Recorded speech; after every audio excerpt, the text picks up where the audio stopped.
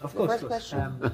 Mr. Minister, it's a pleasure to speak to you. So, the first question I have is, as I speak to people here in Moscow, there's a perception that the US has changed. They're describing the US completely differently under President Trump. Do you think the US as a culture, not only the perception, but do you think has it fundamentally changed and their perception of Russia and President Putin? I think what is going on in the United States is a return to normalcy. The United States has always been the country of two big parties who competed between themselves, who changed ownership of the White House.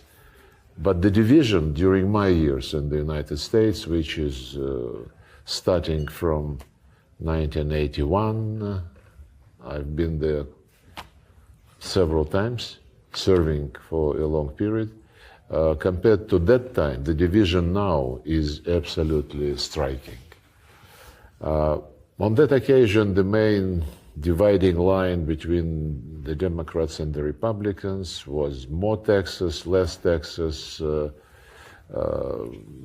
abortions, things which would be part of a normal Christian life, and within this Christianity values, the entire politics were built, arguing with each other, but within the values which everybody accepted. With the introduction of neoliberal ideas, neocon ideas, but mostly neoliberal ideas, the divide became deeper, wider, and culmination was the first election of President Trump, which he himself admitted was a surprise to him, and he wasn't really getting ready. Now he is ready, and it is clear how many, 49 days yet, and such a rich agenda is already thrown into the public domain. So this split motivated, first of all, by the departure from Christian values, by the leadership of the Democratic Party, in my view, by promoting without any limits the LGBTQ, whatever comes next.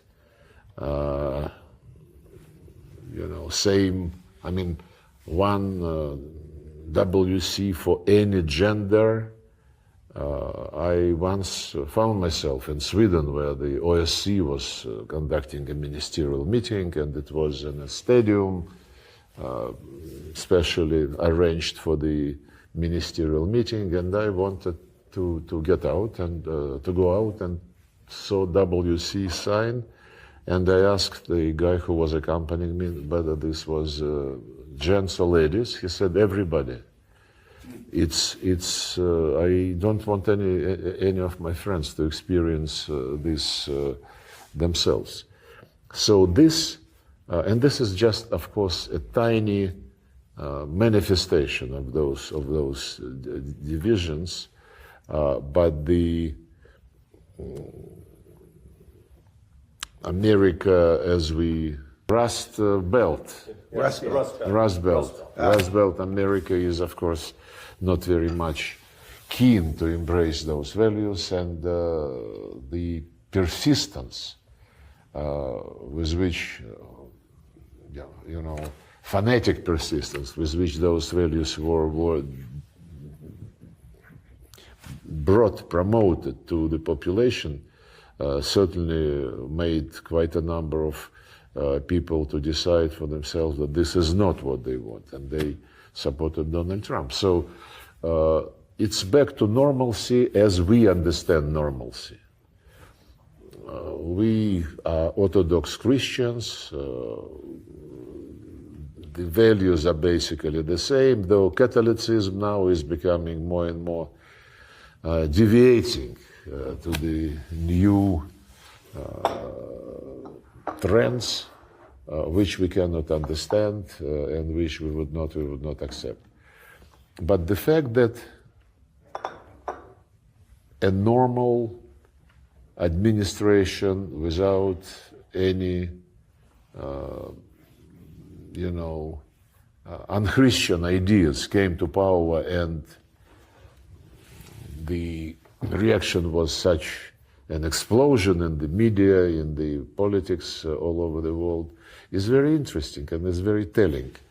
When we met, I hope I don't reveal any secret, when we met in Riyadh with Marco Rubio and Mike Waltz and Steve Witkoff, they suggested the meeting and they said, look, we want normal relations. Normal relations in the sense that the foundation of the American foreign policy under the Trump administration is national interest of the United States. This is absolute and without any discussion. But at the same time, we understand that other countries also have their national interests. Right. And those countries who have their national interests and don't play into the hands of somebody else's interest, right, we are ready to have serious discussion. It is very well understood, they told us, that countries like the United States and Russia would never have their national interests the same. They would not coincide maybe even 50 or less %. But when they do coincide, this situation, if we are responsible politicians, must be used to develop this simultaneous and similar interest into something practical which would be mutually beneficial, be it economic projects, infrastructural projects, something else. And then another message went, but when the interests do not coincide and contradict each other, again, this is then the responsible countries must do everything not to allow this contradiction to degenerate into confrontation, especially military confrontation, which would be disastrous for many other countries. Right. We told them, we fully share this logic. It's absolutely the way President Putin wants and does conduct our foreign policy. He always, since he became president, underlines in his contacts that we are not imposing anything on anyone, and that we are looking for a balance of interest. Same logic, absolutely. And some people would say, "Oh, Russia is now changing and is turning away from the East, from China, from India, from Africa." It's an illusion. And euphoria is not what should be guiding us in foreign policy. By the way, China, for decades, has relations with the United States based exactly on the formula which I just described. Mm-hmm.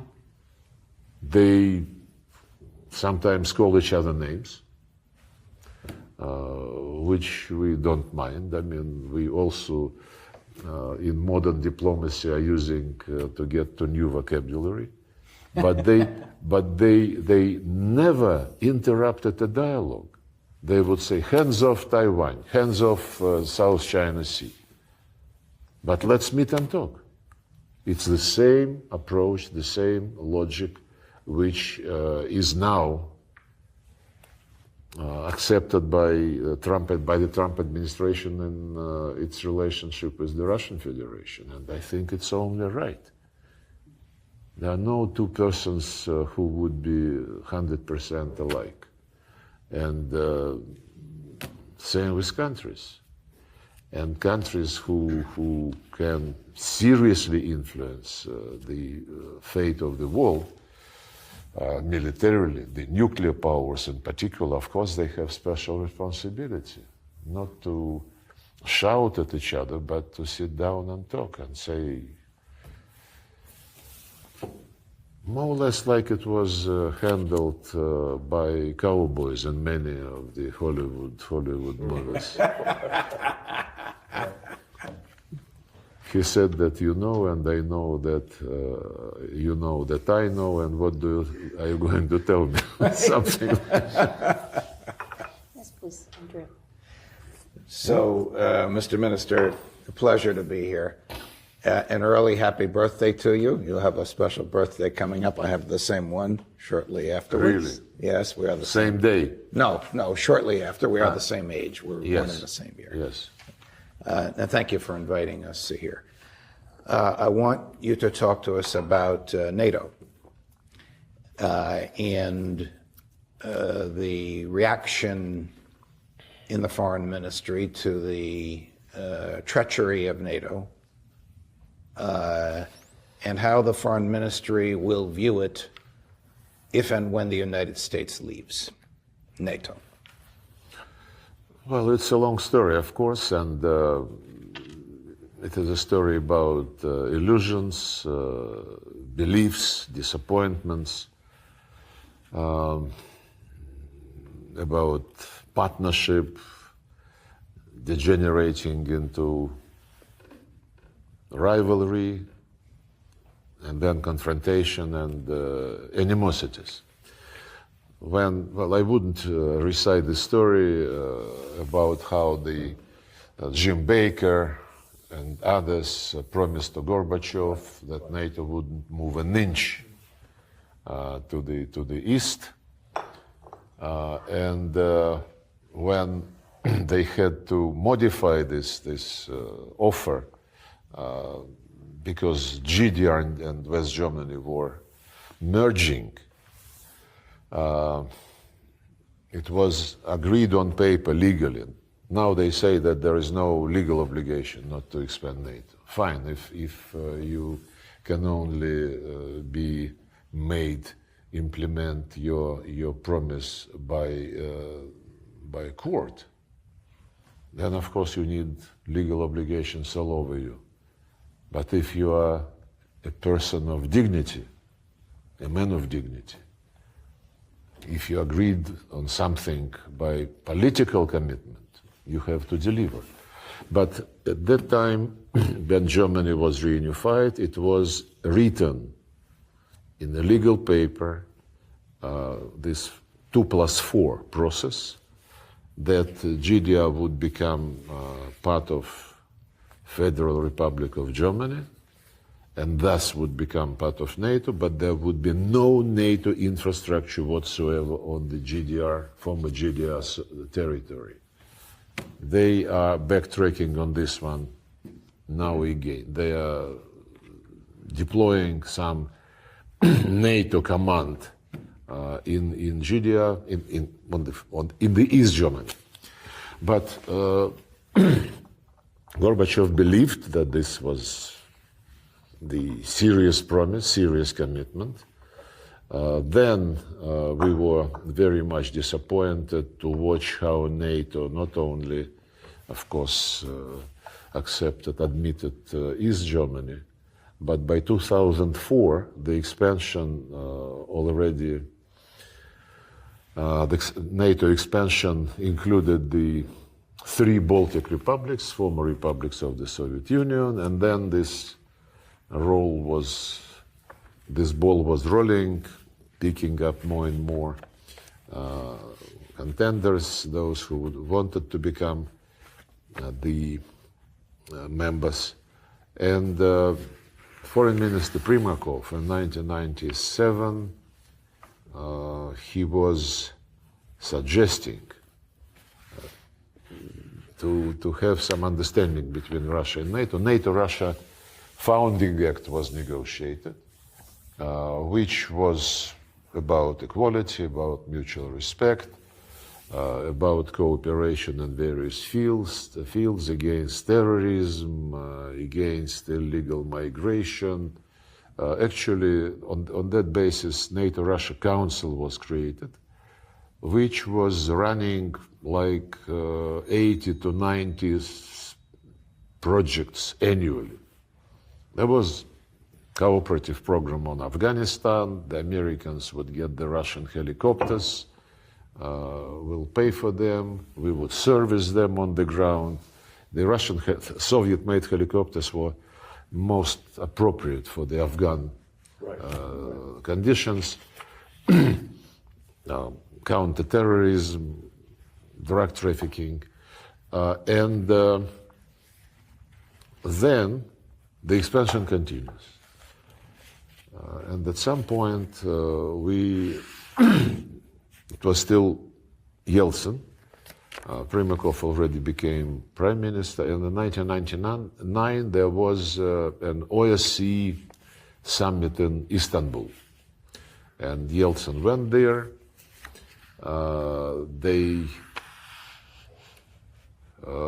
had meetings with his colleagues from the United States, European capitals, and they decided that to allay any fears about what NATO is and about what NATO further plans are, they have to adopt a strong political declaration on indivisibility of security. And they adopted the Istanbul Declaration, which says each country has the right to choose alliances, but no country has the right to strengthen its security at the expense of the security of others. And therefore, the most important paragraph, and therefore, no country, group of countries, or organizations in the OSCE area could ever claim dominance. NATO was doing exactly the opposite. So now, after the beginning of the special military operation, which, as Putin repeatedly stated, was the decision because all other attempts, all other alternatives to bring things into some positive dimension failed. For 10 years after the illegal coup in Kiev, in violation of the deal signed the night before and guaranteed by the Germans, French, and Poles, 5 months, the deal was about 5 months period to prepare for general elections, and in the meantime, government of national unity would rule. Next morning, the opposition took government's building, went to the crowd in the Maidan, and said, "Congratulate us, we created the government of the winners." Winners and national unity, it's slightly different. I hope it will be national unity in Syria, but so far it is really a dangerous place. But in Ukraine, when these people who came to power through the coup, and their first statement was that they would cancel the status of the Russian language, their first action was sending armed fighters to storm Crimean parliament, when they called terrorists the citizens of eastern and southern Ukraine who said, "Guys, wait a minute, you came to power by an illegal coup. We don't want to take any orders from you, leave us alone."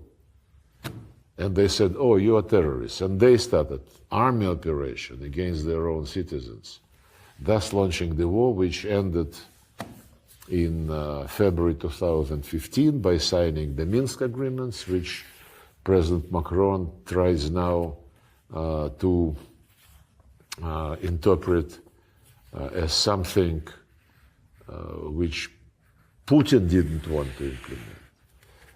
It was really a very funny speech by President Macron. It also relates to NATO, by the way, because he was saying, "Okay, let them live and I will protect all of you with my 3 or 4 nuclear bombs." But On that occasion, we spent 17 hours non-stop in Minsk, and the deal was agreed. And after that, well, I'm deviating from NATO, but you would understand me. And after the deal was agreed, it was endorsed by the Security Council. And a very interesting moment. When we finished negotiations, Poroshenko, with support of Macron and Merkel, of Hollande and Merkel, said that he would not sign this paper unless it is signed by the separatists, as he called them.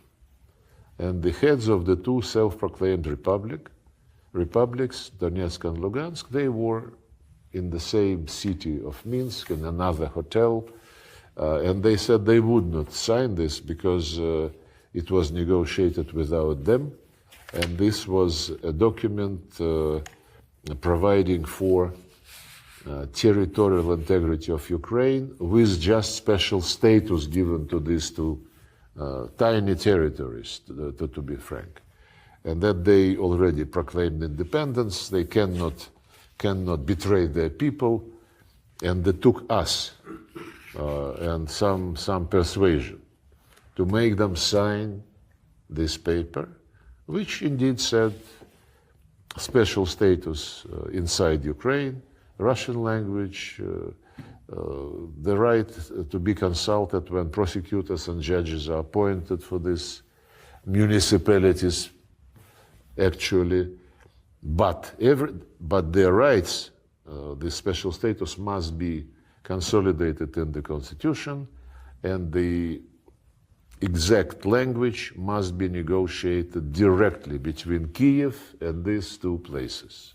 It's part of the Minsk agreement endorsed by the Security Council.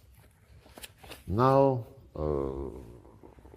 I mean, very soon after it was in force, the Germans, the French, and the Ukrainians themselves started saying, we never talked to the separatists. And Macron, when he came to Moscow just a week or so before we started the military operation, he was at a press conference, and then during this infamous phone conversation with Putin, which he, President of France, leaked, yes. He was saying that, Vladimir, you cannot insist on this legitimate government agreeing to talk to the separatists. And Putin was objecting, saying this government came to power as a result of a coup. Let them be grateful to all of us that we are trying to legitimize this entire situation and this entire country. But don't forget that the Minsk agreements bluntly say direct dialogue with this whom you call separatists. It's a very shameful way which the French and the Germans behaved, and eventually those who signed on behalf of Ukraine, Germany, and France, Poroshenko, Merkel, and Hollande, being retired already, they stated in an interview, we never intended to implement this. We just needed to buy time to push more weapons into Ukraine. And of course, NATO was playing a key role. This Ramstein process led by the United States during Biden time. Now the Americans want to give it to the Brits, I understand, but the Europeans do not stop their efforts. On the contrary, they kind of increase them and call for more and more support, becoming more and more emphatic, and I would even say nervous. And the question whether NATO can survive without the United States is, I understand, motivated by these observations. I don't think the Americans would drop from NATO. At least President Trump never hinted that this might be the case. What he did bluntly said was that if you want us to protect you, to give you security guarantees, you pay what is necessary. It's still to be discussed what is necessary, 2.5%, 5%, anything in the middle. But he also said that those who fulfill the criteria of the percentage of GNP, to be contributed to NATO, them, the United States would guarantee that they are safe and secure. But he doesn't want provide these guarantees, security guarantees to Ukraine under Zelensky. He has his own view of the situation, which he bluntly presents every now and then, that this war should have never started, that the pulling Ukraine into NATO in violation of its constitution and violation of the Declaration of Independence of 1991, on the basis of which we recognized Ukraine as a sovereign state, for several reasons, including that this declaration was saying no NATO, no blocks, neutral status.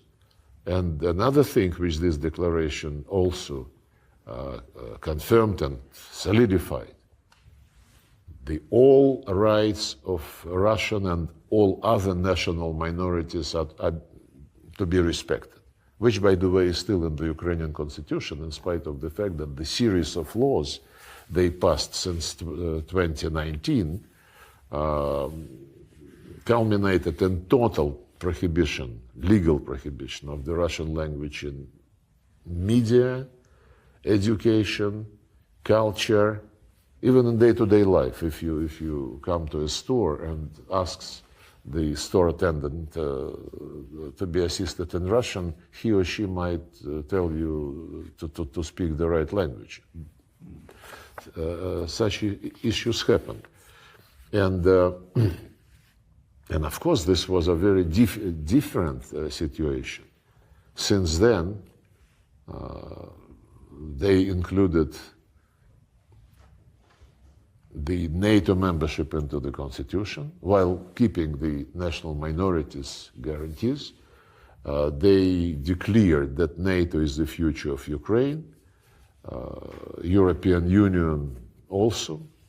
When they started saying these things, European Union still kept some resemblance of an economic grouping. Now it lost it altogether, and Führer Ursula is mobilizing everybody, everybody to remilitarize Europe. Some unbelievable sums of money are being mentioned. And many people think that this is a trick to divert attention of the population from those dozens and hundreds of billions of euros which have been spent during the COVID days and during the assistance to Ukraine without proper auditing. It's a discussion which is being raised. EU also lost its independence. It's lost its economic meaning, because when a German government spokesman says, no, we would never restore this gas pipeline, Nord Stream 2, because we have to get rid of the dependence on the Russian gas. But this was the basis for the German economy, for prosperity of the German economy. They pay now 4 or 5 times more than similar industries pay for gas in the United States. And business is moving to the US. Deindustrialization of Europe is taking place. And they are ready to sacrifice all this just for the sake of achieving ideological goal, defeating Russia. They were saying in the battlefield, Russia must be strategically defeated. Now they say we would not accept capitulation of Ukraine. It's a change, almost 360 degrees, as Annalena Baerbock says.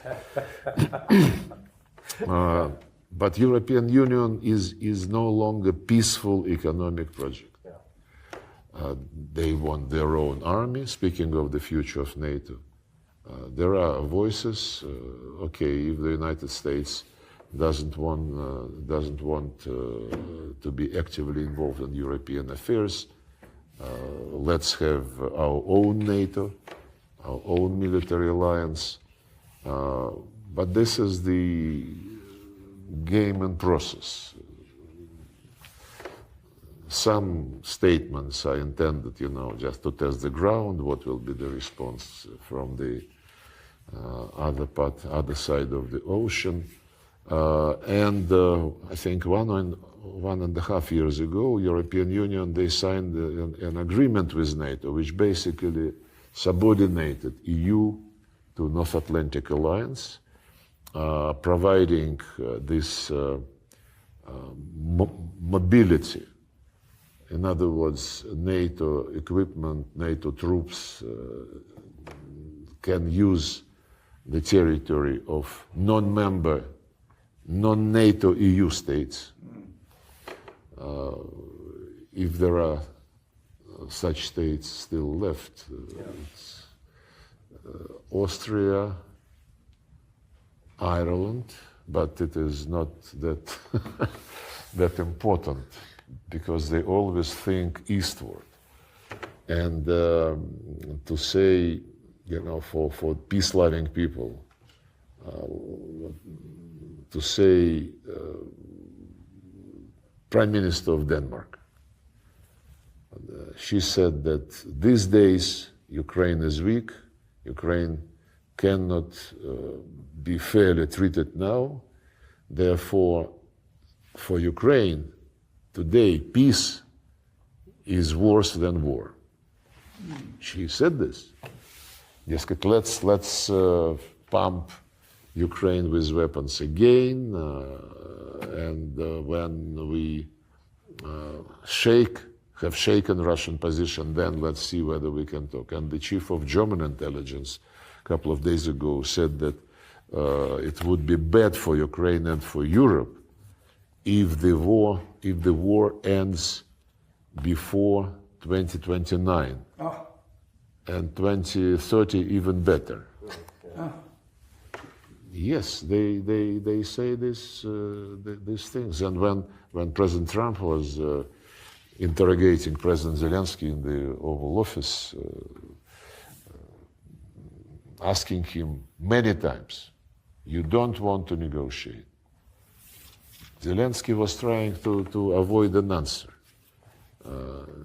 And of course they are very much concerned that irregularities, let me put it very mildly, by the Biden era with Pentagon supplies to Ukraine, without possibility to see where this money went. Elon Musk is trying to do this. We are not taking any pleasure from this. But this is about governments, the Biden administration, Ursula von der Leyen and her commission, the Brits, who regularly accuse Russia of corruption, who regularly accuse Russia of violating human rights, and who basically, whatever international issue they discuss, they start with human rights. Right. Iran, Venezuela, Cuba, of course, Nicaragua, South Africa now violated human rights by passing a law on land. Central Asia, whenever there are several formats between the West and Central Asia, human rights are on top everywhere. But on Ukraine, where the Russian language has been exterminated legally and physically, there is a special agency to watch for this legislation to be fully implemented. Nobody ever mentioned human rights except us. Now Hungarians, Bulgarians start raising this issue because they also have their minorities. In Ukraine, which was carved up mostly by Stalin after World War II, cutting through the basically like colonial powers did in Africa. Look at the African map. Just by a ruler, they draw the borders. In case of Ukraine and its neighbors, it's different because it was individually carved out. But divided nations, yes. And therefore, after the coup, when we started talking to Poroshenko, when he was pledging that he would never allow the war between the Ukrainian army and the eastern citizens of Ukraine, and when he was saying that we will be faithful to our commitment regarding national minorities, federalization was very seriously discussed between myself, John Kerry, Cathy Ashton, who was the EU foreign policy boss at that time, and the guy whom Kiev delegated. It was April 2014. And we seriously discussed, nobody mentioned Crimea. It was a done deal already. And we developed a paper saying that there must be some gathering of the heads of the Ukrainian regions, and they have to discuss how to continue to live in a state which used to be unitary state, but the minority rights mattered. It was 2014. Then everybody forgot about this. Zelensky, who also came to power under the slogan that he would implement the Minsk agreements. Less than a few months after he was inaugurated, he was saying very different things. We are a unitary state, there would be no special status, I don't talk to separatists, and so on and so forth. Another lie which Emmanuel Macron said in his recent pathetic statement was about a meeting in Paris in December 2019.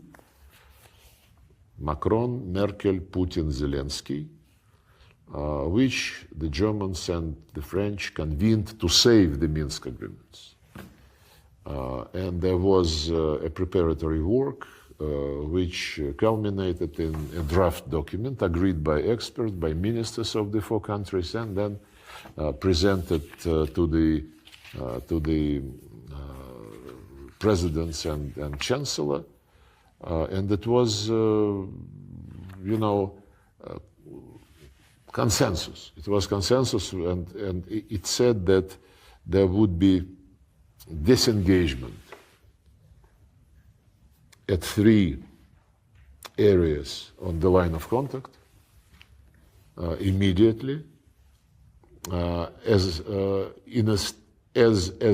the beginning of disengagement of forces along the entire duration of the line of contact. Agreed. And when it was shown to the leaders, everybody was satisfied. Zelensky said, no, I can only agree to try to do this in 3 experimental areas, not along the entire line of contact. Nobody could understand why, but he insisted. But the main thing that he never disengaged even at these 3 locations. And the military activities continued. So where NATO comes into it, I remember that it was about NATO. Well, NATO was certainly providing him with weapons, with intelligence data. It continues until now. Americans announced that they are withdrawing, maybe temporarily, maybe not. They are withdrawing the instructors and experts who helped guide high-tech missiles, but others remain there. You know, when no, one thing about NATO. One more thing about NATO. NATO used to be proud that they are defensive alliance, that the only thing which concerns them is to defend territories of the member states.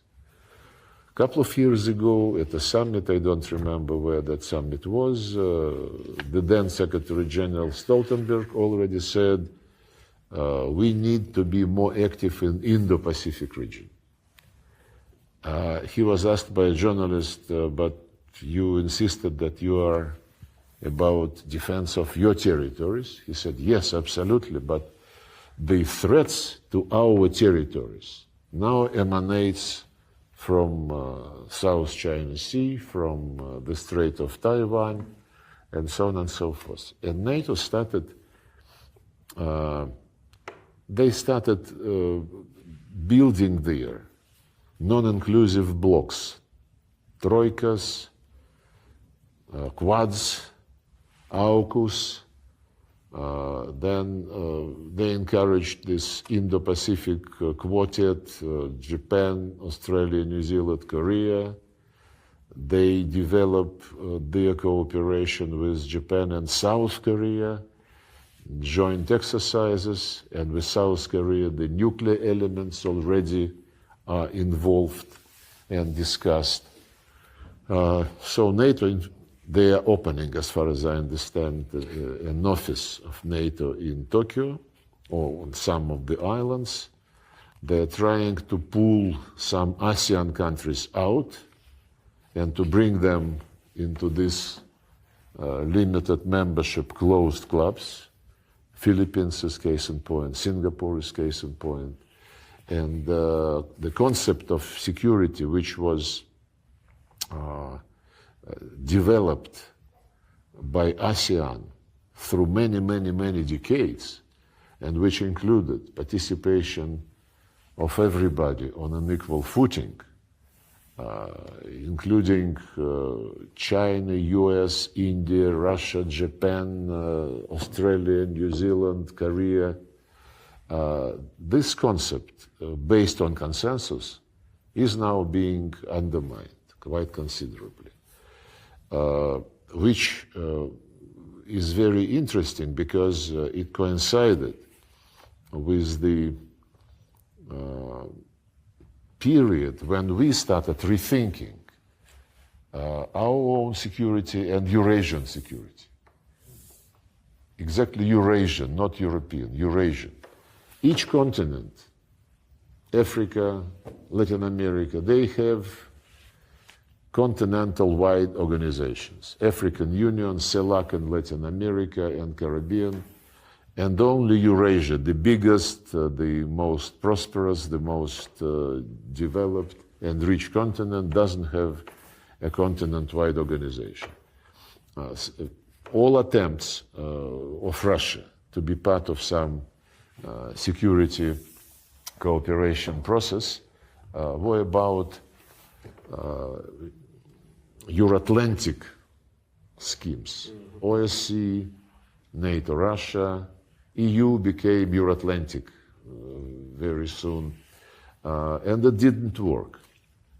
So what we are now trying to discuss, not imposing anything on anybody, is a vision of Eurasian continental architecture without prejudging the shape, but just to sit down and to talk on the basis of openness of this hypothetical eventual architecture to all continental countries.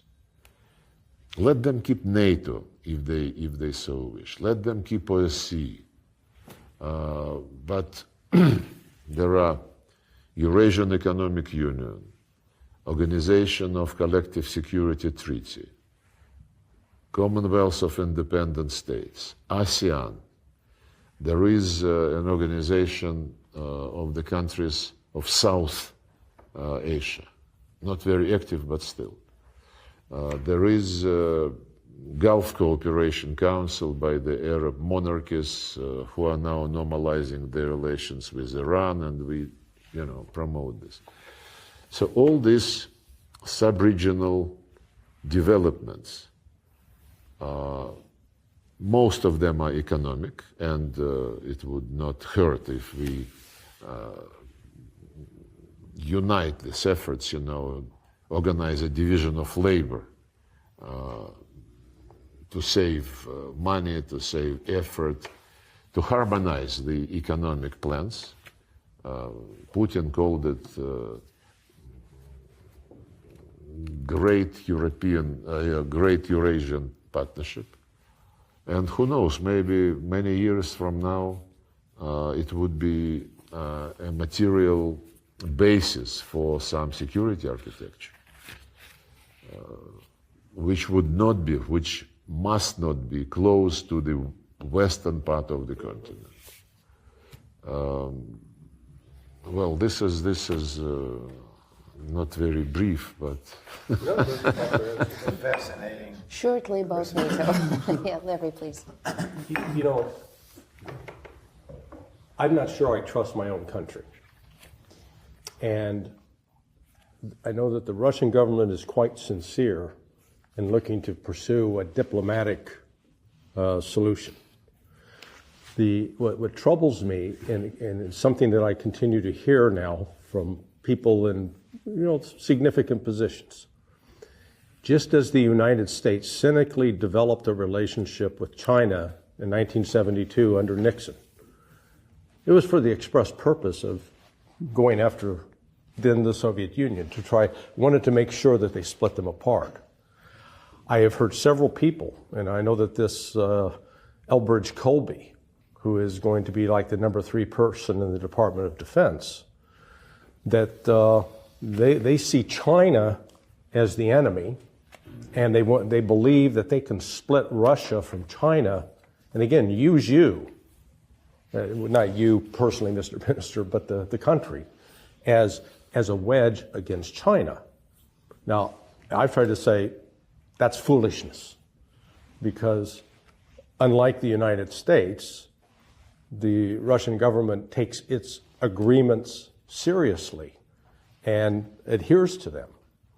So how do you think, what will be Russia's approach in juggling this let's call it subterfuge by the United States to, on the one hand, offer you a hand of friendship, but at the same time, they have not released their desire to destroy your country and to also use you cynically against the Chinese? Well, we have been through this, as you mentioned, in 1972, when Nixon wanted the relationship in this triangle to be like this.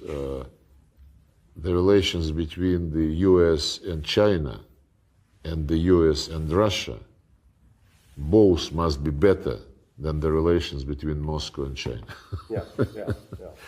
A combination. Well, it's a nice philosophical construction, but the current situation is radically different. Yes. We never had the relations with China which were that good, that confidential, that long-term built, and that would be enjoying support of the peoples of both countries. The Americans know that we would not betray our commitments, legal commitments, but also, the political commitments which we develop with the Chinese. We have problems, we have difficulties in our relations, mostly because of the sanctions, because the companies want to avoid being punished. Some of the very promising projects, logistical, infrastructural projects in Siberia are being delayed, but we are not in a hurry. And the Chinese, of course, are never in a hurry. They always see over horizon. This is the national character, and we respect this.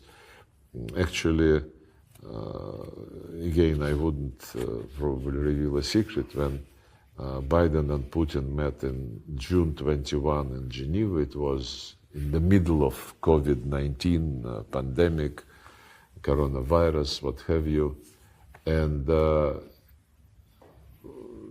in a brief discussion, and with only the foreign ministers present, Biden said, I start rethinking the absolutism of democracy, because the countries who have authoritarian rulers, they cope much better with the COVID infection than we are. In our case, each state has some kind of leeway, and they decide to vaccinate or not to vaccinate.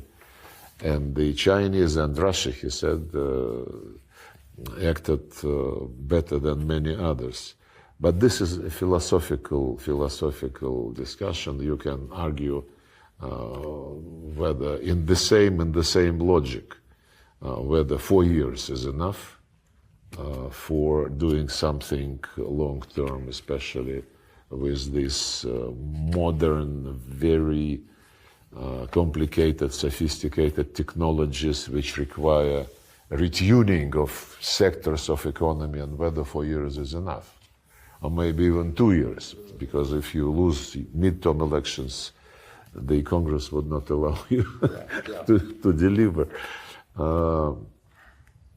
I don't know. I think the answer is, let each nation choose its destiny, its future. It will be exactly in line with the United Nations Charter, which says sovereign equality of states, no interference. One example, Afghanistan. The democratic experiment failed completely, and it totally ignored the centuries and centuries old habits and rules, if you wish, unwritten rules of this civilization. So we would be very much cautious regarding any imposition. And Trump is already saying about a meeting at 3, US, China, Russia. He mentioned that he would like to discuss nuclear weapons and security issues. We would be open to any format which is based on mutual respect, on equality, no prejudged solutions. If our Chinese friends would be interested, it would be their decision. But this does not negate the importance of Russia-US dialogue on strategic stability, and the interest in resuming such discussions was expressed repeatedly by Trump and his people.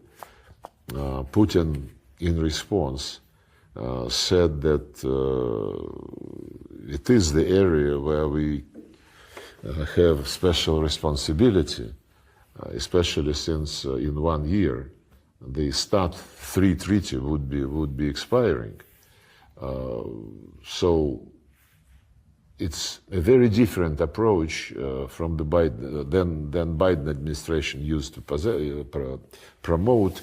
They were saying, let's resume the implementation of the START treaty and let us visit some of your nuclear sites.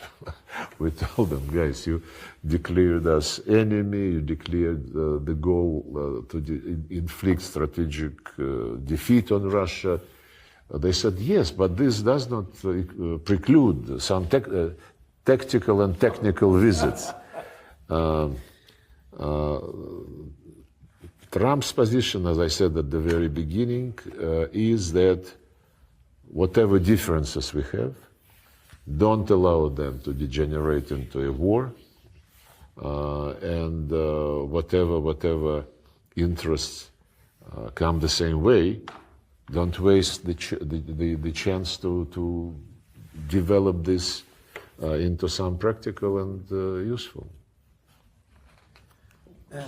Yeah, so it seems, and Marco Rubio said it himself, we're walking into a multipolar world. And you said, the Chinese and to an extent the Russians as well, you always look at the horizon and ignore short-term developments. So in the horizon, do you think, and I know I'm getting ahead of myself, but do you think there's a possibility of in the next, let's say, 10 years, of not only normalization of relations between Russia and the US, but back to an alliance between the two countries in the next 10 years? That's something already people are talking about. The alliance means, at least historically, and this is deeply in our mentality, means that you are ally against somebody. Multipolarity, which Marco Rubio recognized, is different. How can you recognize multipolarity without recognizing such giant as China, such giant as India? Africa is a continent, and Latin America, Brazil, and quite a number of others. Multipolarity, in my view, would be evolving for quite some time. It's historic epoch, probably. And it would, that's my vision. It could be composed of superpowers by the size, by the economic weight, by the military might, especially nuclear, and certainly US, China, Russia fit into this category. Those who are not as big, they can participate in a multipolar world through their sub-regional structures. ASEAN, for example, GCC, Gulf Cooperation Council, League of Arab States. And African Union, by the way, received the status of full member of G20 last year. League of Arab States wants the same. We are in favor.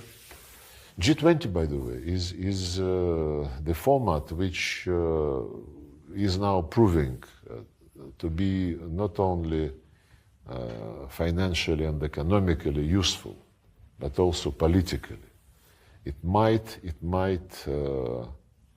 play a very positive role in the process of multipolarity. Yes, there are still remnants of animosity, but the rule of consensus is there. They don't vote. Therefore, they are more promising than the United Nations General Assembly, who every now and then, whenever somebody cannot get something from the Security Council, they go to the General Assembly and they stage a show with votes, with accusations, and so on and so forth. But not only Marco Rubio spoke about multipolarity, Donald Trump spoke about NATO, as I referred to his statements, repeated statements, that this was one of the reasons. And we insist that any approach, any attempt to approach the Ukrainian crisis, any initiative, and most of them are very vague, should concentrate on the root causes of the conflict. And Donald Trump confirmed that one of the root causes was NATO expansion, which created a threat to the Russian security. I, by the way, would like to emphasize in these new circumstances after the January 20 that the importance of Ukraine for the Russian security is many, many, many times bigger than the importance of Greenland for the US security. Well, that's for sure. And the second issue about root causes, I also referred to the extermination of the Russian language, media, culture, prohibition of opposition parties, prohibition of some opposition media, even published in Ukrainian language and operating in Ukrainian language, murder and disappearance of journalists, not to mention the military crimes, war crimes against the people in Donbass immediately after the coup when they called them terrorists. And all this grossly violates the UN Charter, which says everybody must respect human rights of every person, irrespective of race, gender, language, or religion. It's on top. It's Article 1 of the UN Charter. I've been calling upon the Secretary General of the United Nations, and I was challenging the journalists in the United Nations. Whenever I visit, I have a press conference. By the way, I also challenged those journalists on quite a number of things which were used by the West to condemn Russia like the worst criminal, starting with, I don't even remember, starting with what? Downing of Malaysian Boeing MH17, July 2014. The trial was held with only one witness being present in person. 12 other witnesses were not presented, their names are not known, but the jury said that they are reliable and they confirmed the suspicion. So it is still very, very murky. The case of Salisbury poisoning, Skripal's, official notes to the United Kingdom authorities about asking questions about the fate and whereabouts of Russian citizens, totally ignored. They raised hell, they accused us, they used this to increase sanctions, and then they forgot about this. The same is true about Alexei Navalny, who died in prison, serving his term, but who was, a couple years before that, he was treated after alleged poisoning in Russia. He was taken in less than 24 hours to Germany, and he was treated in Germany. It's an interesting story. The Germans, we were asking questions. He is our citizen, and we wanted to know the truth, what happened to him. They said that the civilian hospital did not find anything, and he was treated in the military hospital of Bundeswehr, where, they told us, they found Novichok, this substance, in his blood. We asked to see the test. Right. It's only natural. He's our citizen. We're being accused of maltreating him. They said, no, we are not giving this to you because you might find out what level of expertise we have in biological substances. Yeah. And we are giving this to Organization on Prohibition of Chemical Weapons. We went to this organization and said, look, you are our common entity, and the Germans said that it is now your property. They told us, yes, they gave it to us, but on the condition that we would not show it to you. It's childish, but it is tragic at the same time. And repeatedly, publicly, I asked many Western journalists, why don't you, being a journalist, you want to know the truth, right? And a person who was made a martyr by the West against the Russian Federation, evil, you don't want to know what happened actually to him and how he was treated and with what was he treated in Germany before he came back to Russia. And the last one, Bucha, 2 days after, as a goodwill gesture, for the sake of signing the Istanbul deal in April 2022, we withdrew from a couple of villages in the outskirts of Kiev. And 2 days after we left this place, Bucha,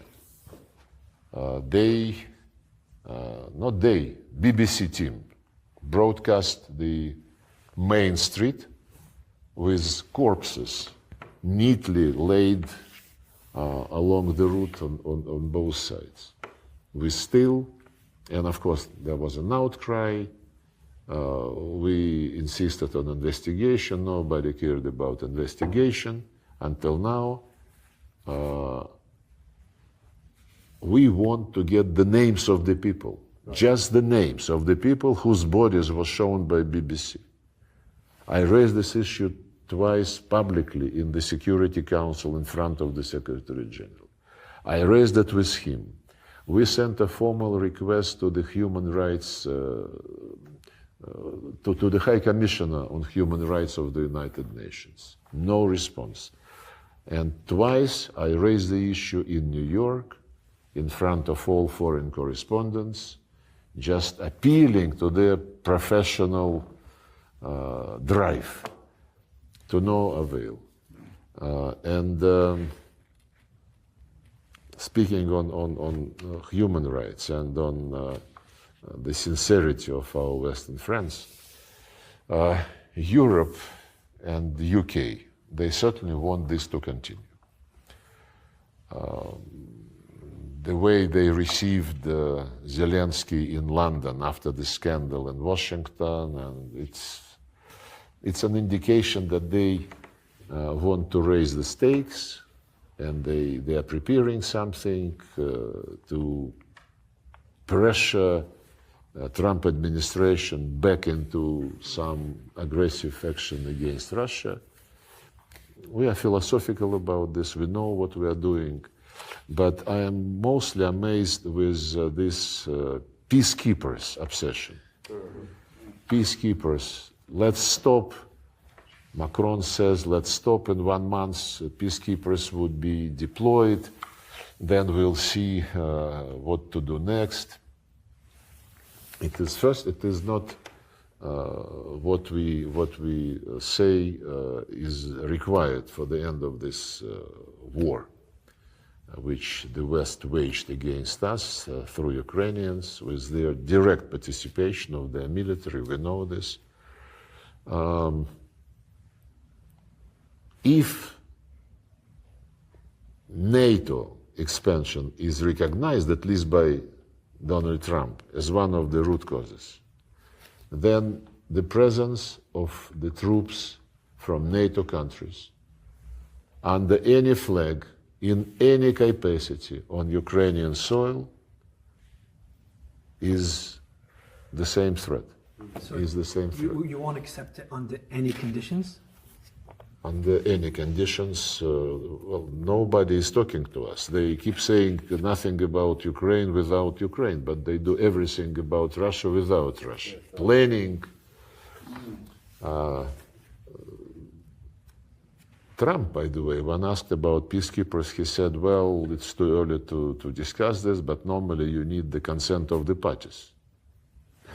Why should we give consent to the peacekeeping force or peacekeeping group even, not force, though they want force, from the composed of the countries who declared us an enemy, and they would come as peacekeepers.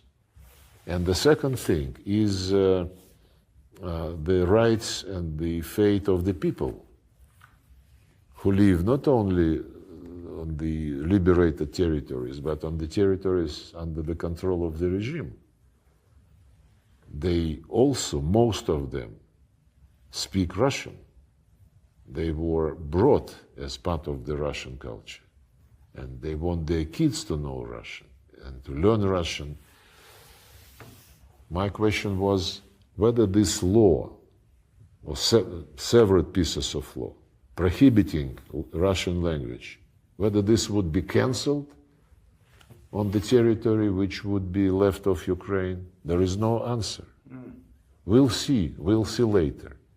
And if you'll see later, another question, whether you would still keep this monument to Bandera, who collaborated with Hitler and was accused, convicted by the Nuremberg Tribunal in absentia. And this monument, for the first time, Israeli ambassador was shown, and he said, I never suspected that, this was the case. Israeli minister. Minister of Foreign Affairs. Right. So the rest of Ukraine would keep this monument and would keep prohibition of Russia, would stage the torch marches with insignia from SS divisions. Then, with all respect, this would be not a group, a force keeping peace. This would be a group keeping and protecting the Nazi regime. Right. And this is absolutely non-starter. May I ask you about Gaza? President Putin has expressed outrage at the genocide in Gaza. What will be the position of the foreign ministry if the Netanyahu regime attacks Iran, as Prime Minister Netanyahu has publicly threatened? Unfortunately, we used to have good relations with President Netanyahu. Putin always is underlining when he speaks about this region that the solution is impossible without a Palestinian state and without a reliable security arrangements for Israel. The two states were created by the decision of the General Assembly, 1948. And the decision, I don't remember the exact wording, but the decision basically conditioned the creation and existence of one state against the creation and conditions of another, and the existence of another. Now everybody who wants a Palestinian state speaks about 1967 borders, which is very different from 1948 borders, which were supposed to be the borders of Israel and of Palestine. If you take a look at the map now, 1967 borders is like galaxy compared to what you have, and the West Bank is all in settlements. And the latest development, I saw many reports that Israelis decided to annex in a specific way the West Bank by taking it under total control without sending Palestinians out, but concentrating them in several municipalities. Not in camps, in municipalities. Is Iran part of the current negotiations as well? On The peace negotiations when it comes to Ukraine, does that include other on geopolitical Ukraine. issues? On Ukraine. Yes, so as President Putin and President Trump are talking, is it purely about Ukraine, or could it include other geopolitical interests for Russia? No, we discussed the situation in the Persian Gulf. We discussed the joint comprehensive action program on Iran nuclear issue. We are in favor of restoring the original program from which the Americans dropped during the first Trump government. There are some contacts on the European side. We would be in favor of resuming the format which developed the original deal endorsed by the Security Council, which is France, Germany, UK, US, Russia, China, and Iran. We'll see how it goes. But what is worrying is that there are some indications that the Americans would like this New Deal to be accompanied by political conditions, insisting that there should be some verifiable arrangement for Iran not to support groups in Iraq, in Lebanon, in Syria, anywhere, which I don't think is going to fly. Look, all countries of this region in the Gulf, all of them have influence beyond the borders of their kingdoms, emirates, Northern Africa. They undertake quite a number of programs, humanitarian, economic programs. They mediate a lot.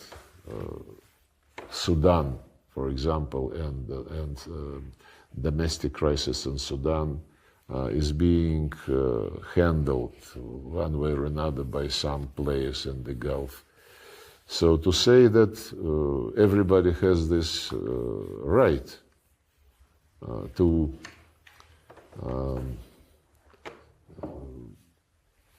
project influence, except Iran, Yeah. I don't think it's realistic. Yeah, no.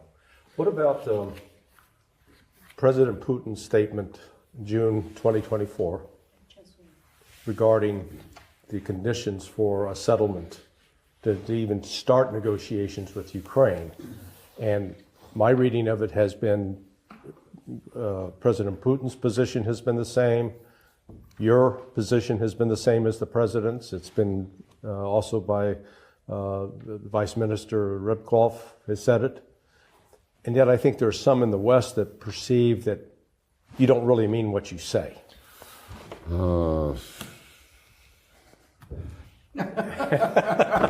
Great answer. Let them be misguided. Yeah. Our conscience is very clear and clean. Yes. And it is clean not because we use it seldom.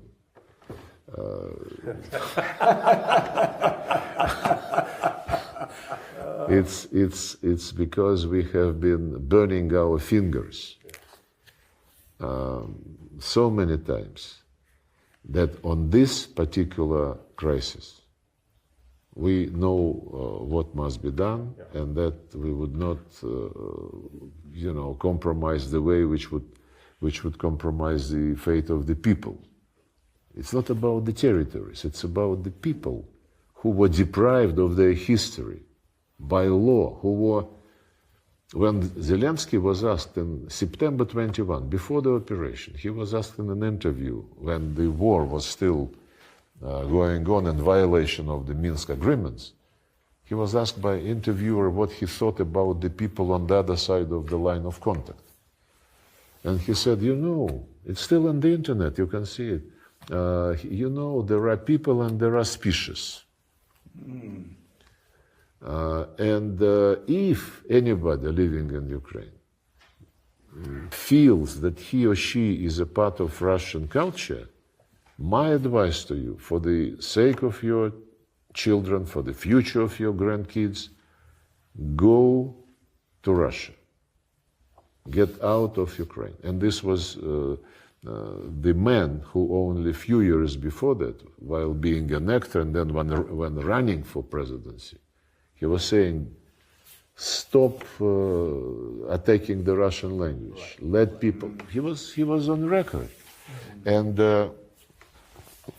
but the sequence of events, which made us absolutely concentrated on achieving the results, which would be in favor of the people, which would be saving the people.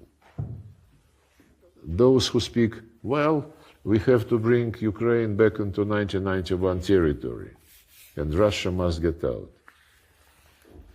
Territories are important only because people live on these territories. And the people who live on the territories which he wants back are descendants of those who for hundreds and hundreds of years were building Odessa and other cities on those very lands, who were building ports, roads, who were founding those lands, and who associated with the history of this land. By the way, UNESCO announced under huge pressure from Ukraine that the center of Odessa is now the site of World Cultural Heritage. It was which it deserved, but the decision was announced 1 week after the monument to Catherine the Great, the founder of Odessa, was toppled and thrown away. And UNESCO just went on as if nothing had happened. But just brief sequence of events. 2004, elections, the two candidates, one is considered pro-Russian, another is considered pro-American. He is married to some American politologist. The second round of elections in 2004, the pro-Russian candidate wins. But the crowd, instigated by the Europeans mostly, demands reconsideration of these results. And under huge pressure, the Constitutional Court of Ukraine adopts a decision to hold a third round, which is not provided for in the Constitution. Constitutional Court expanded without any right the constitutional procedures. Then the pro-Western candidate wins, Mr. Yushchenko. Fine. There was no Maidan, no revolution, nobody was instigating people to do it. And then at the next presidential elections, the candidate who was considered pro-Russian, Mr. Yanukovych, he is winning in a very clean way, nobody challenges him. But then Mr. Yanukovych in 2013, maybe even earlier, but in 2013 it culminated. He started negotiations with the European Union on getting association agreement. And it became known, you cannot hide such a thing. And our experts started explaining to Ukrainian colleagues that if you go to the association status with European Union, you get zero tariffs on many items. And you, Ukraine, have zero tariffs with us, because the Commonwealth of Independent States has a free trade area. Right.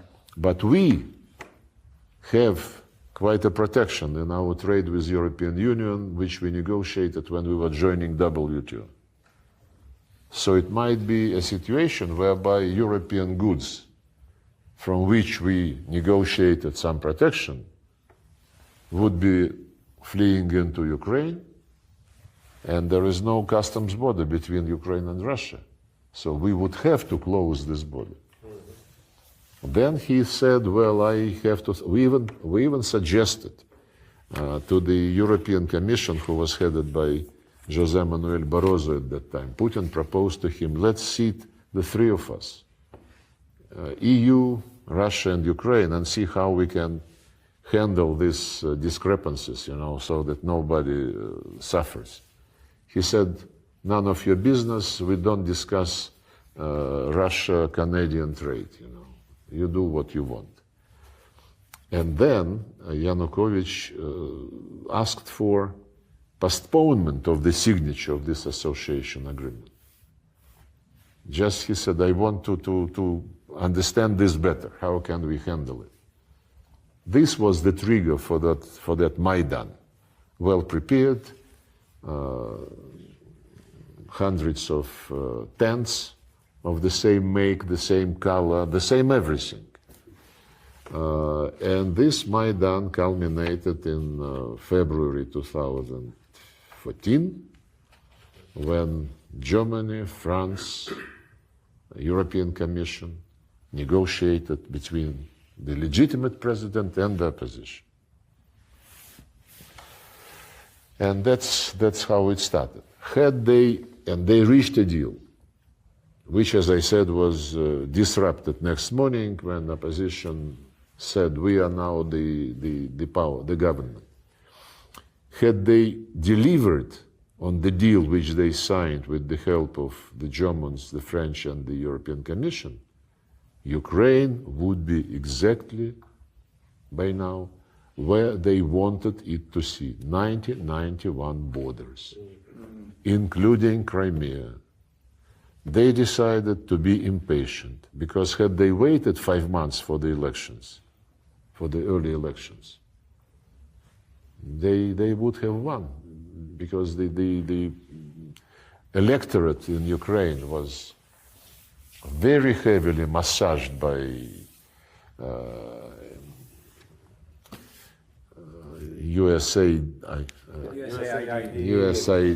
yes, National Endowment for and Democracy. the figures which are popping up now and which Trump was reading out in Congress, Victoria Nuland actually said after this coup that we did so much for democracy to win in Ukraine, we spent $5 billion. She said this. Yes. For this particular revolution. So then there were Minsk agreements.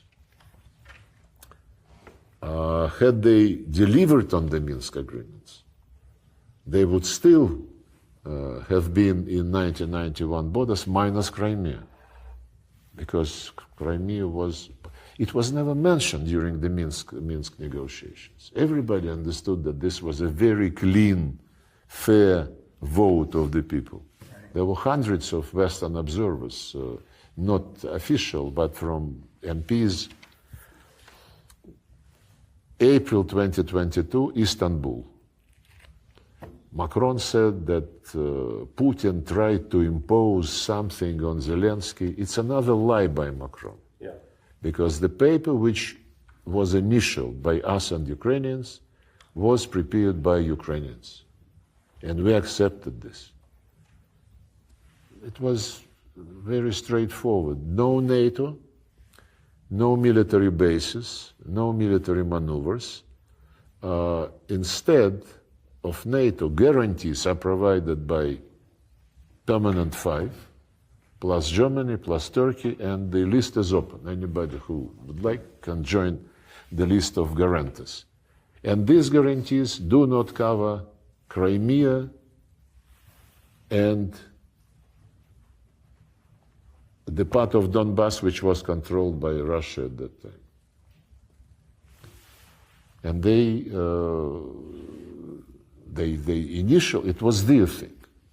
And these principles were initialed, and there was an agreement to develop a treaty paper on this basis.